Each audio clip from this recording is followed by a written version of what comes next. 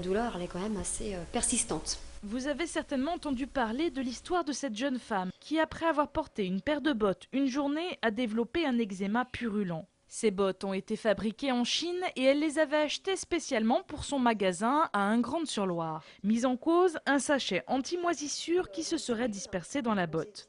Après une semaine de soins au CHU et deux de soins à la maison, l'état de son pied s'améliore tout doucement, mais la douleur est toujours présente. Là, quand je passe à compresse, rien que la passer, ça fait mal. C'est pourquoi Véronique vient de décider de porter plainte. Lorsque j'ai appelé mon fournisseur pour lui expliquer ce qui se passait avec les bottes que j'avais portées, il m'a pas cru. Voilà, il m'a dit que ça faisait 20 ans qu'il faisait ce métier, il n'avait jamais entendu parler de ce genre d'histoire. Et donc, si j'étais allergique, c'était mon problème et à moi de le régler, tout simplement. Lorsque je lui ai dit que peut-être que j'intenterais quelque chose contre lui, il m'a dit qu'il avait un service juridique, il était assuré, je n'avais qu'à les contacter. Son entourage l'encourage dans sa décision. Moi, je suis tout à fait pour. Hein. Ah oui, moi, je trouve que c'est plus logique. Parce que moi, je trouve pas ça normal qu'on fasse des choses comme ça. Là, c'est les chaussures, c'était les fauteuils. Après, ça va être quoi? C'est ça le pire, ça va être quoi? Alors, si maintenant que j'ai de surveiller tout ce qu'on va acheter... Avec le recul, si je porte plainte, c'est pour justement sensibiliser les gens sur le fait qu'on peut avoir des gros problèmes de santé en portant des bottes. C'est vraiment une histoire banale, mais c'est la réalité. Et c'est aussi pour faire comprendre aux fournisseurs ainsi qu'aux fabricants qu'ils n'ont pas à mettre ce genre de substance dans des bottes. Une autre jeune femme souffrant des mêmes symptômes s'est fait connaître. Elle avait acheté la même paire de bottes, mais dans le magasin Etam cette fois-ci. L'enseigne a d'ailleurs retiré la paire de bottes de la vente, ainsi qu'une autre paire de chaussures venant de Chine. La vue, très bien insonorisée. J'ai eu mon petit plateau repas, enfin pour l'instant, pas de soucis. L'espace du bien vieillir, Robert Robin, fait apparemment l'unanimité. Résidents, élus, habitants du quartier, près de 400 personnes étaient présentes à la Roseraie ce matin pour inaugurer cet espace de vie réservé aux personnes de plus de 60 ans. On l'a voulu au centre vraiment du quartier de la Roseraie, de façon à ce que les résidents puissent vraiment sortir, fréquenter les lieux de vie, les lieux de socialisation, et en même temps que l'extérieur rentre aussi. Au total, l'espace Robert Robin compte plus de 100 logements répartis dans 4 bâtiments de 5 étages. Marie-Louise est une des locataires, mais pas n'importe laquelle. Le 1er octobre dernier, Marie-Louise a en effet été la première résidente à s'installer dans cet appartement de près de 50 mètres carrés. On nous avait convoqués pour visiter, voir si ça nous plaisait, et j'ai choisi cet appartement parce que d'ailleurs, vous vous rendez compte, toutes les terrasses que j'ai. Alors cet été, je pourrais me bronzer. Croyez-moi, je vais en profiter du soleil. L'espace du bien vieillir Robert Robin, ce n'est pas seulement des logements.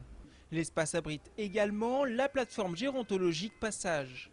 Cette association permet de répondre aux besoins et demandes des personnes âgées et de leurs proches. Que ce soit un problème d'ordre sanitaire ou social, il existe désormais un seul et unique numéro vert. Saumur-Châteauroux et CO Arnage-Pontlieu en GESCO. Depuis le tirage au sort de ce midi, les deux clubs du Maine-et-Loire encore en compétition en Coupe de France de football connaissent leurs adversaires pour le 7e tour. Pour les Angevins, cette rencontre aura une saveur bien particulière puisque Willy Bernard, l'actuel président d'Angesco, a été président du CO Arnage-Pontlieu pendant 5 ans. Il avait même demandé à un certain Olivier Piqueux, actuel manager général d'Angesco, de venir jouer pour l'équipe Mancel durant une saison. Quand j'ai rencontré le président Willy Bernard, il m'a demandé si je voulais faire un bout d'aventure avec lui dans son club. Et puis voilà. Et je me suis pris au jeu.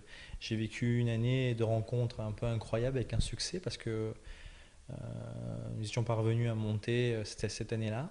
Et puis donc voilà. Alors c'est un vrai hasard là, de les rencontrer en Coupe de France. Moi, un réel plaisir à pouvoir retourner là-bas. Je pense que pour le président, ça va être un moment d'émotion également. Ces deux rencontres de Coupe de France se dérouleront le week-end des 22 et 23 novembre.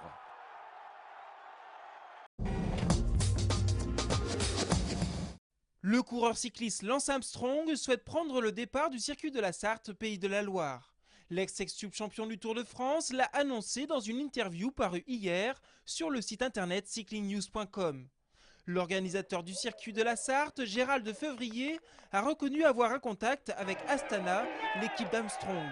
Si sa venue était confirmée, Lance Armstrong disputerait alors pour la 4e fois le circuit de la Sarthe.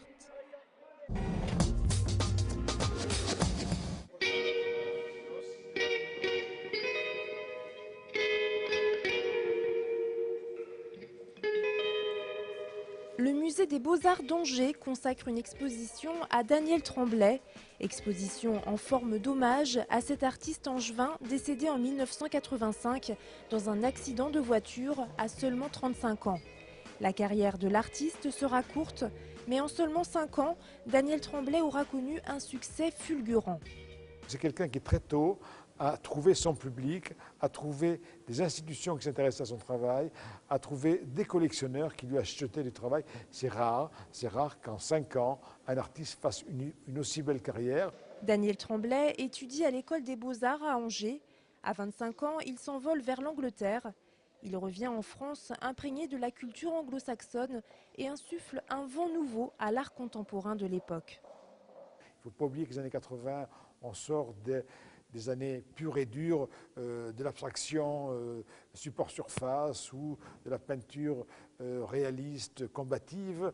Lui va arriver au milieu de tout ça et va proposer un nouveau champ d'ouverture à la création. Daniel Tremblay recherchait la simplicité. Il utilisait des objets du quotidien, bottes, disques vinyles, râteaux. Comme dans les rêves, l'artiste les associait de façon inédite pour faire appel à l'imaginaire du spectateur.